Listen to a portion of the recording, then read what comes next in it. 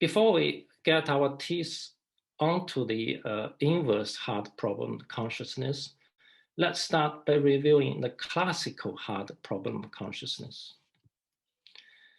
In philosophy of mind, the hard problem consciousness was so named by David Chalmers in 1995.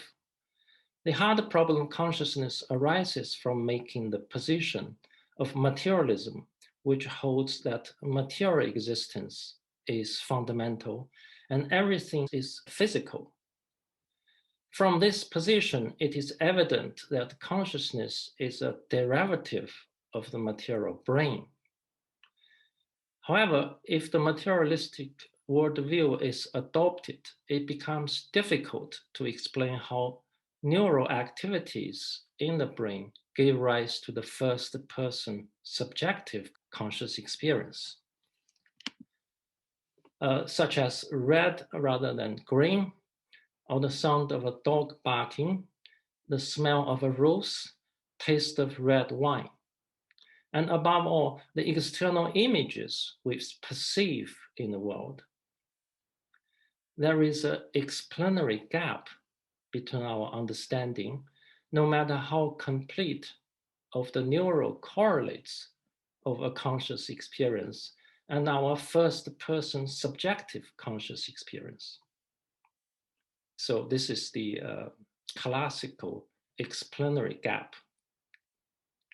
Having realized that the hard problem of consciousness is insolvable, the last few decades have seen an increasing number of consciousness researchers turning away from materialism and adopting alternative philosophical positions. This is from David Chalmers himself. He wrote a paper in 2019. He says, some recent strands in philosophical discussion of mind-body problem have recapitulated this progression. The rise of materialism in the 1950s and 1960s, the dualist response in the 1980s and 1990s, the festival of panpsychism in the 2000s, and some recent steering of idealism. So I think this is the description of his own journey, along with many of his fellow philosopher colleagues. In a recent book published this year, Chalmers coined a term, it from bit from consciousness, implying consciousness is the fundamental existence. I'll come back to this term later as it summarizes very well what I will discuss in this talk. So it is evident that philosophers are now moving in the direction towards idealism, which is encouraging. So let's have a look at the idealism. Idealism holds that consciousness is the fundamental nature of reality. That is, everything is mental. From this point of view, matter is the derivative of consciousness.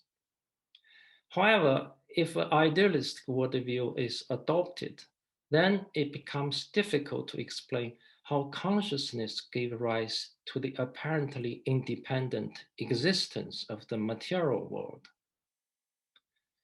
This is encapsulated in the phrase, the inverse hard problem consciousness, that was coined by Max Wellmers to highlight this issue. Yeah, Max is also one of the speakers of SMN community. One of the leading proponents of idealism is Bernardo Kastrup. It's worth mentioning that Kastrup has managed to publish many articles in Scientific American, indicating that idealism is getting increased attention in mainstream scientific community. He puts forward the argument universal consciousness is all there ultimately is, with everything else in nature being reducible to patterns of excitation of this consciousness. So, however, it is not clear what are the patterns of excitation of the universal consciousness. And there is no mechanism for how these patterns can be transformed into the phenomenal world we experience.